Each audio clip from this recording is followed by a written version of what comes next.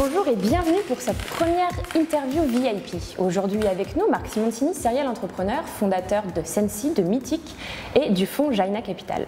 Bonjour Marc. Bonjour. Merci de nous recevoir aujourd'hui. Alors première question, vous êtes tombé dans la marmite de l'entrepreneuriat quand vous étiez tout jeune.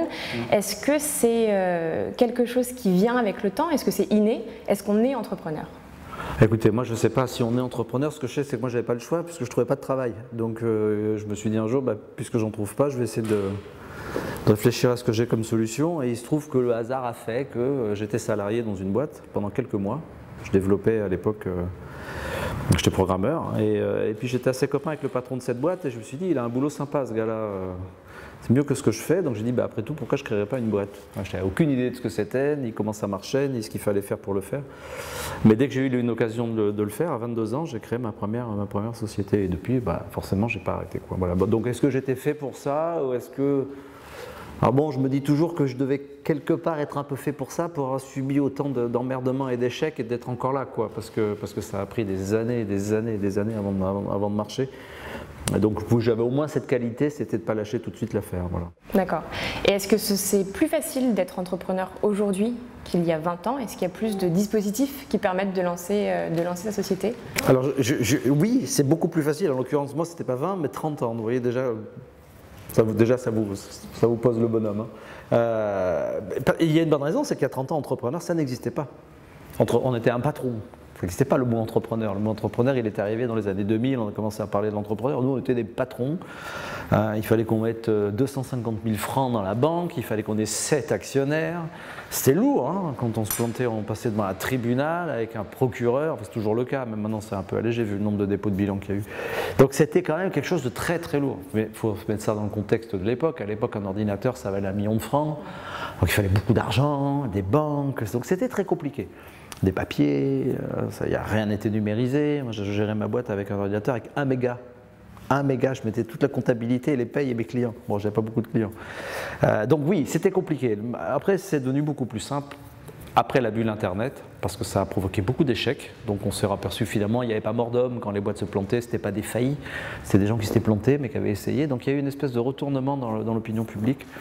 Et on est passé de patron à entrepreneur. Il y a encore beaucoup de gens qui nous mettent dans la catégorie des patrons, surtout quand on réussit d'ailleurs, parce que vous avez noté qu'on est entrepreneur tant qu'on échoue, puis on devient patron quand on réussit. Ça, c'est un truc vraiment français. Mais oui, c'est beaucoup plus facile. Ma réponse est longue, mais oui, évidemment, c'est beaucoup plus facile. Est-ce qu'il y a quelques ingrédients qui manquent aujourd'hui à la France pour qu'on soit effectivement un pion qui compte sur l'échiquier de l'entrepreneuriat? Il manque juste un petit truc à la France, hein, c'est 200 millions de personnes, quoi. On est un tout petit pays, donc on ne peut pas faire des miracles. Je voudrais vous lancer un site depuis la France, vous adressez 50 millions de personnes quand tout va bien et pas 250 millions. Alors après, vous pouvez lancer depuis la France un site mondial, voire américain, mais dans ce cas, pourquoi le lancer depuis la France? Bon, on se demande. Donc la France ne sera jamais un grand pays de l'Internet.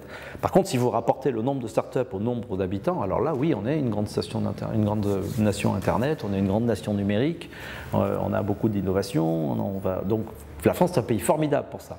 Mais est-ce qu'on a les moyens de peser sur l'échelle mondiale? Peut-être à quelques exceptions près, oui. Mais je pense que ça va être très difficile de peser par rapport aux Américains, aux Russes, aux Chinois qui vont arriver. Ça va être très compliqué pour les Français, mais ce n'est pas très grave. Nous, ce qu'il faut, c'est qu'en proportion du pays et de la population française, le nombre de startups soit impressionnant. C'est le cas. D'accord. Et je suppose qu'il y a aussi la French Tech qui a un peu participé à cette visibilité, en tout cas de l'écosystème français. Est-ce que ça a été une bonne initiative?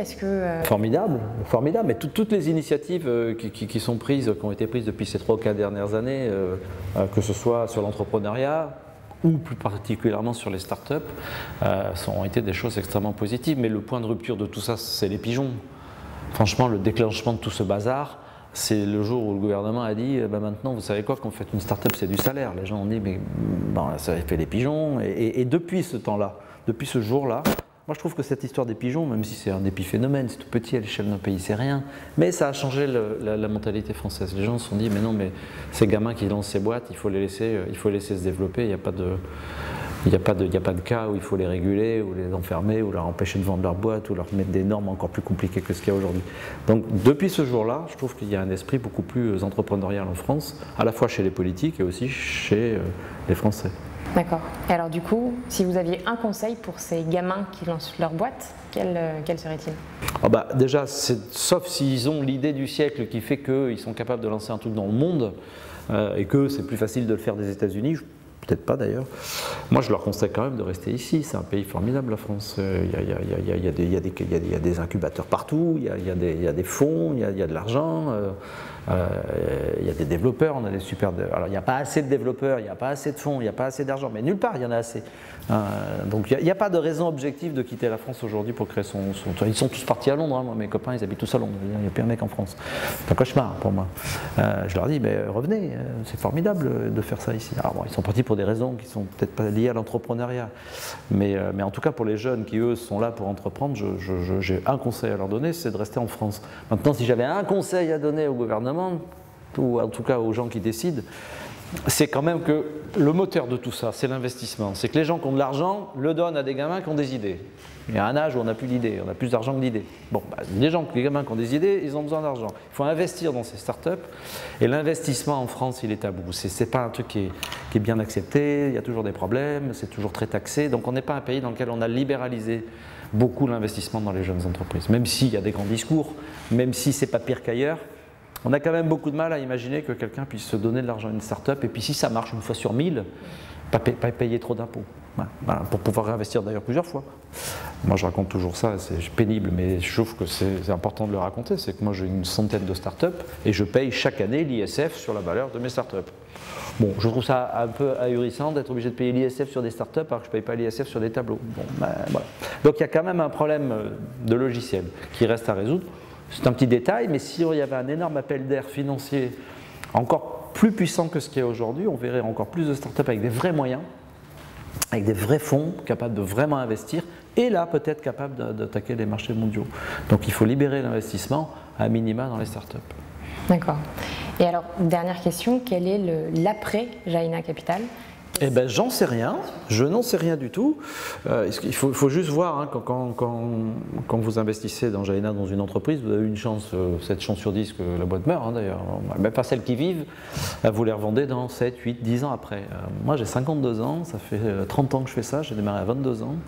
Si j'investis aujourd'hui dans une start-up, quand je la vendrai, j'aurai 60 ans. Est-ce que vous me voyez aller courir les trucs avec des gamins en jean déchirés, discuter des pactes avec des gamins qui me parlent de techno que je n'imagine même pas ce que c'est aujourd'hui, quand j'aurai 60 balais, je ne suis pas sûr.